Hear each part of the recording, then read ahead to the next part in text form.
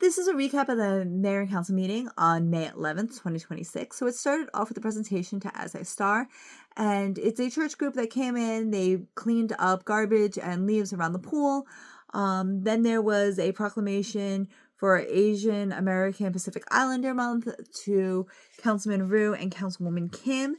The mayor did mention that there were 460 parking tickets and over 600 moving violation tickets that were issued. Ordinance number 2538 basically is a bond saying that we can make improvements to the following items, and they are broken down as IT equipment for different borough departments and agencies, the undertaking of the demolition for a borough-owned house at 747 Banta Place, replacing the outer deck of the recreation building, and various improvements at the community pool.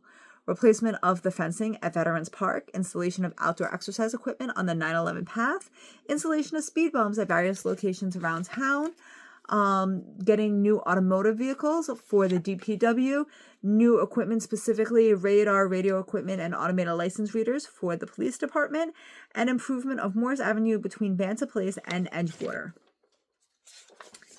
Ordinance number 2539 was a bond for the improvement of Ray between Oak and Stewart in the amount of $440,744.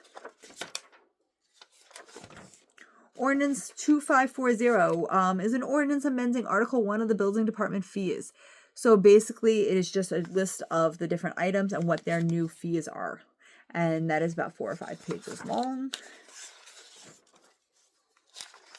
Then Ordinance 146, 2026. And basically, this is an NJ state law, and it says that it requires a governing body of every local unit to have an annual audit of its books and accounts and financial transactions. So we did have the accountant come in. His name was Jeff. He spoke to the mayor and council. People could ask questions. Him and Frank answered questions in great detail. I will say they were very thorough, and every question that I heard was answered. That was last time, and that was on May 6th. Then collectively they had to sign a group affidavit, and they're basically saying, hey, we are the mayor and council. We looked at this audit. We understand what we're reading, and we are signing off on it. Then one of the things that was required was a corrective action plan. So if they found something like, hey, we're holding something on our books for too long, or there was an over expenditure here, we have to make a correction there.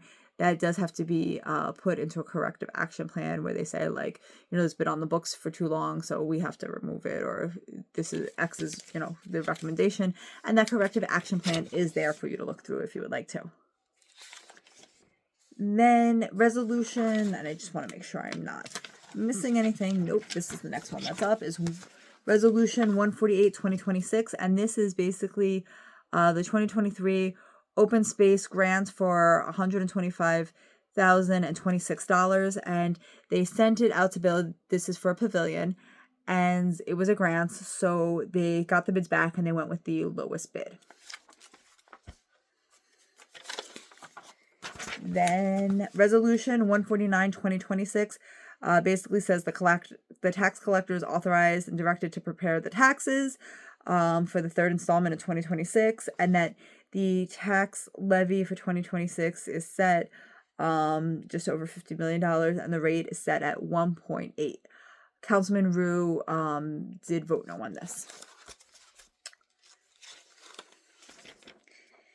Then Resolution 150, 2026, the Borough of Richfield did give some increases, and it mentions which positions received that. Resolution 151, 2026. This was a state law, and it's basically a state pay-to-play.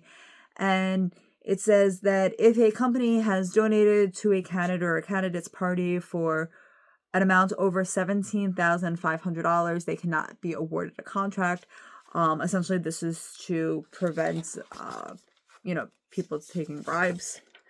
Then Resolution 152, 2026 was an adjustment on an address on Bergen Boulevard. They give a block and lot number for a little over $5,000 for the 2025 tax year. So I'm assuming that they were appealed or something like that, but a judgment was ordered to them. Resolution 153/2026. The tax assessor has been notified there is another person who is a 100% disabled veteran. That does have to come from Veteran Affairs, and they do not pay property taxes. Resolution 154/2026. So this one, every now and then we get one. I'm like, look, just go watch it for yourself. I'm going to try my best to recap it.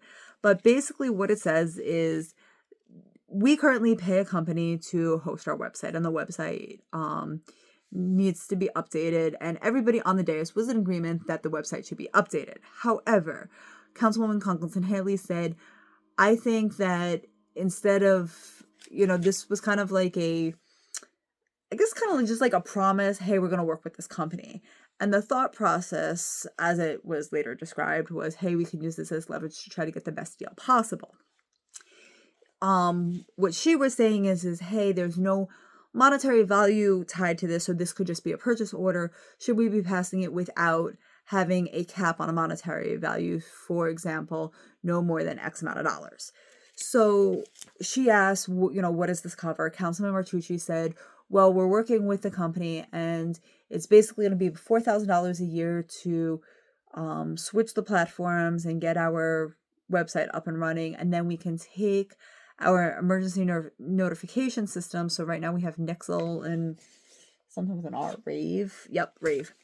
And we could get rid of those because we do pay additional costs from them, and we could integrate it into the website so we could send out text messages and everything through there.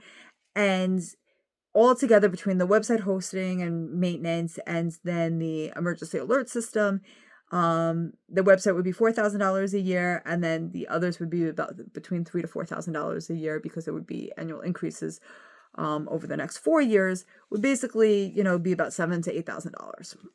So, like I said, everybody was in agreement. Yeah, we should change it. We're even happy with this company. We're not opposed to it. Just should it be a resolution or could it just be a PO? The mayor said there's no certification of funds from Frank, can we tie an amount to it? It kind of went back and forth. They did decide to vote, and ultimately Councilman Raimondo, Councilman Kim, Councilman Jafar, and Councilman Martucci voted yes to pass the resolution, and Councilman Rue and Councilwoman Conklin-Haley voted no. Then we went to, so this is all about the website. And then we went to Resolution 155/2026, and this was just hiring people for the pool. And then I think the only thing after that was warrants. So, the warrants were passed, and it was basically $975,835.35. So just under $1 million to pay. And then, as always, the bill list is attached at the end. Then we went to comments. And Mayor Jimenez started off. He thanked the church group for coming out. He showed off a New Jersey Healthy Town to Watch plaque that we received. He talked about some health initiatives that he wants to get up and running. He did talk about the library has these 250 shirts. So if you stop at the library, you can enter a chance to win. They're red, white, and blue. They're nice shirts. Ask Maria, she'll show you one. The Board of Ed, as I talked about at length, approved a 7.5 tax increase. He talked about why. I am not doing that again. We still haven't gotten the $6,000 for the roof. So if you remember, there was a giant check that was presented by Congresswoman, I believe, Nellie Poe, and it was a big cardboard check. However, the funds have not, and I want to say it was like 2 or 3 months ago, so they're following up with that because the funds for not only to fix the roof of the community center, but also solar panels and charging stations hasn't been deposited into our account yet. Therefore, we cannot spend it. And it is my understanding that we cannot put it out to bid until we have the funds there to pay for it. On June 8th is going to be the next mayor and council meeting because Memorial Day would be when it falls, so they're canceling that meeting. They talked about the parade. Joe Aponte is going to be the grand marshal. He said the pool opens on Memorial Day. I'm not sure if it's actually on that Monday or if it's Memorial Day weekend, so check the pool's website for that. And then he said that the borough got a question from a resident about the Martin Place survey. Then Councilman Raimondo talked. Yeah, he talked about the carnival. It was a great time. He talked about the lights. The lights are being replaced. They're putting LED lights in. Councilwoman Congleton Haley said the lights had been in the works for 2 years, and it's great. Everybody's working together. Everybody needs to be respectful. She did talk about the Board of Ed. Their debt borrowing, increase rating has risen. And she talked about the pool, Memorial Day. The parade starts at 10 a.m. The fire department on May 1st, there was a fire. She gave a shout out to them. She talked about the carnival. The fireworks are going to be July 3rd. And then she talked about a pride celebration that's going to be in June. Councilman Jafar is excited for the website. He feels that you need to show respect for the voters. And he talked about the pavilion and the carnival. Councilman Rue also talked about the carnival, and he said that the town does get 1/3 of it. I'll talk about that a little bit more in Councilman Martucci's report. He said he thinks that the website is a good idea and the cost isn't even bad. However, he just didn't want to vote yes because he felt that it should be better explained with an amount tied to it, not to exceed. And then he said he voted no on 149, which was basically that tax levy, because he doesn't feel the taxes should be going up. He said we used to be in the bottom 10% of county as far as taxes. Now we're in the bottom 20% of as far as county taxes. And he said maybe there are other ways we can find to collect money other than coming from the taxpayers, such as the sale of Borough Hall and merging the firehouses. Then Councilwoman Kim said the fire department year to date has had 173 calls. In the past 10 days, they have actually had 19 calls. She talked about being at the carnival and volunteering. And she talked about transparency and the website upgrade. Then the mayor asked her about the rent leveling committee and if she connected with Emma, who is the lawyer, I guess, for rent leveling committee. Sarah said they need to talk about it, maybe have a work session. Then Councilman Martucci, and I apologize, Sarah, is Councilwoman Sarah Kim. Then Councilman Chris Martucci said he feels that everybody on the dais is trying to be transparent. He doesn't think anybody's trying to hide anything.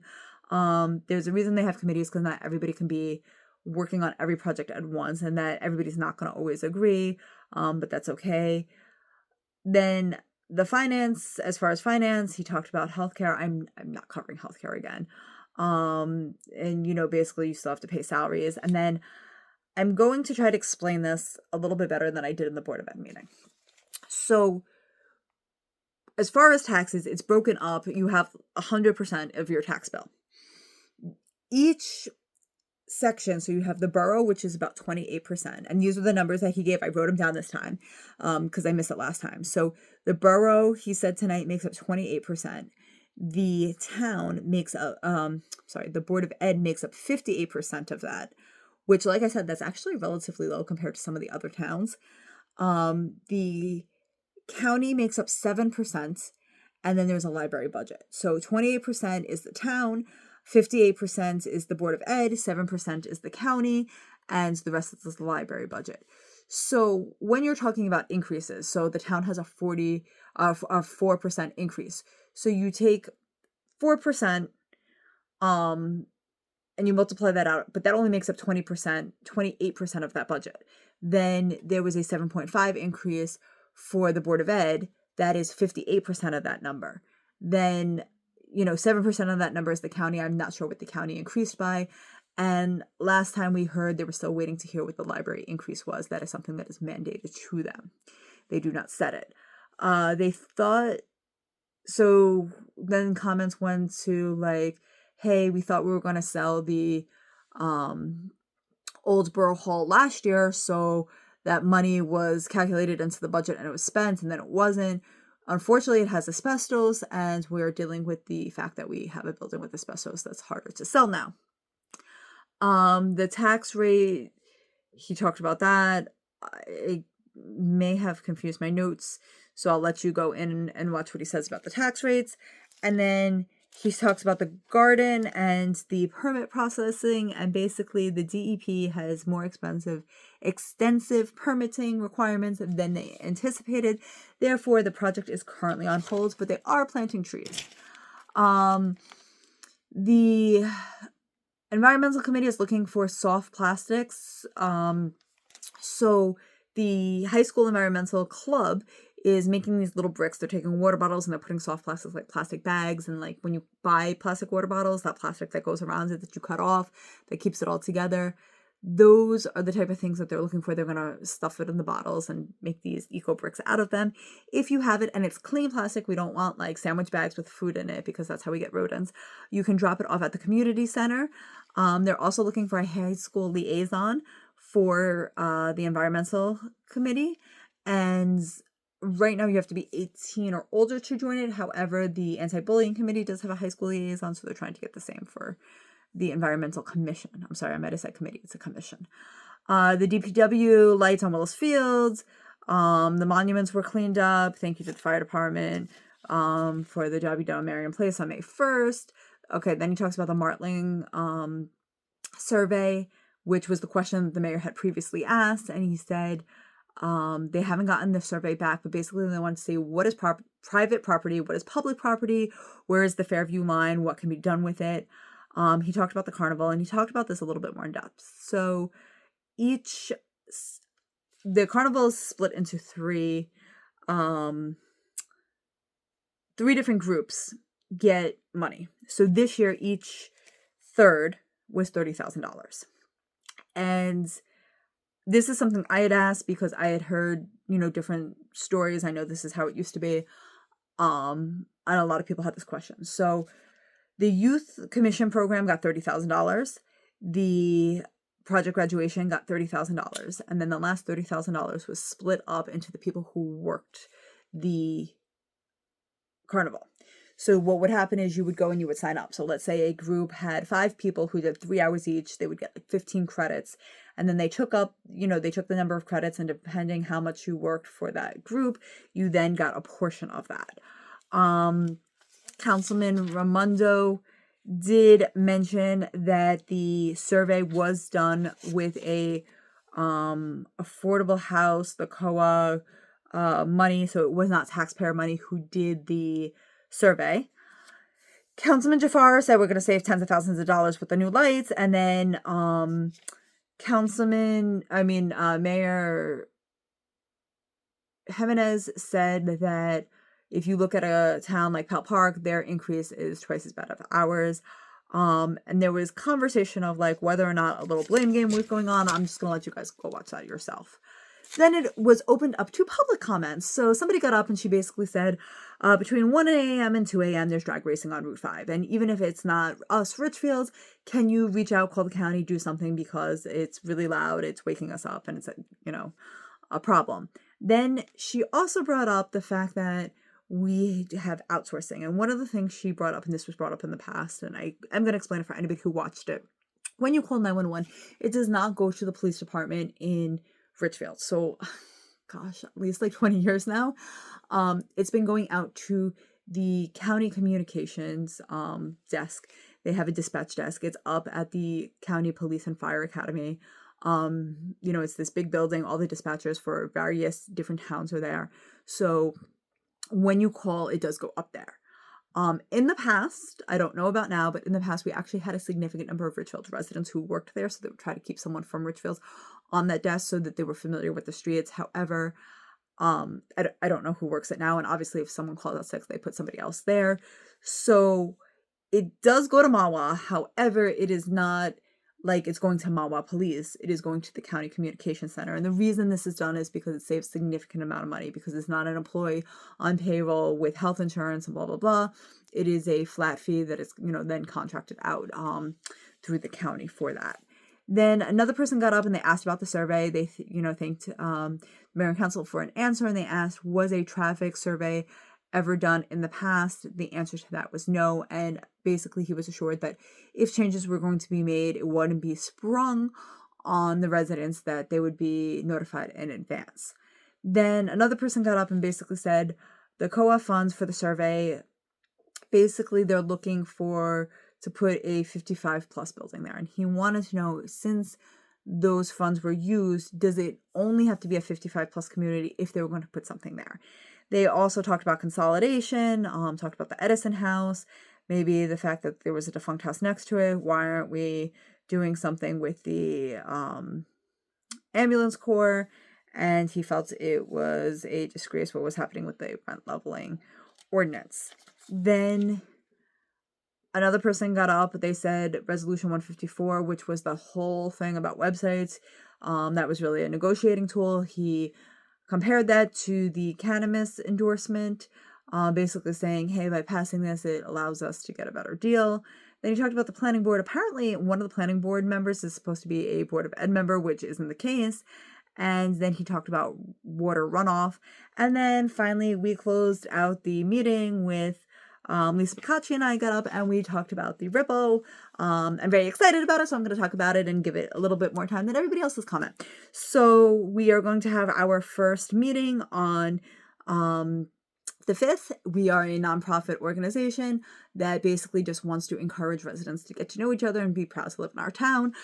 We do have 2 current initiatives, which we spoke about. The first one is these water drops, so these little blue eggs that you're seeing all over that say, hey, give this to someone who inspires you, give this to someone who's a leader. The thought is that you would see it, you would get excited, you would go, you would give it to someone, you would film yourself giving it to them, so then we as a town would get to know you and we would get to know the person you're giving it to, and then you would go post it on our Facebook page. It is an open group that you can go and you have access to post on. The second thing is that we have a Military Monday that we do every Monday where we talk about different people who served or are currently serving in our military, just as a thank you. And if you have anybody you would like featured, you can reach out to this page, you can email me. And it's really to go along with the banners that are going to be hung up for Memorial Day, so that when you drive by and you see these faces of people hanging up there, you know their stories behind that. So once again, the Richfield Ripple is having our first meeting this Wednesday at 7:30 at the Community Center. And then we're going to have our first event. I believe it is going to be a game night, and that is going to be on the Wednesday after Memorial Day. So this Wednesday is our first meeting. The Wednesday after Memorial Day is our first event, which is going to be a game night. And then after that, they closed public comments. They answered 1 or 2 questions, which I already gave you the answers for. As far as the 55 plus housing, no, it does not have to only be 55 plus housing, even though they use that money for the survey. And that I gave you the rest of the answers. So the meeting was closed.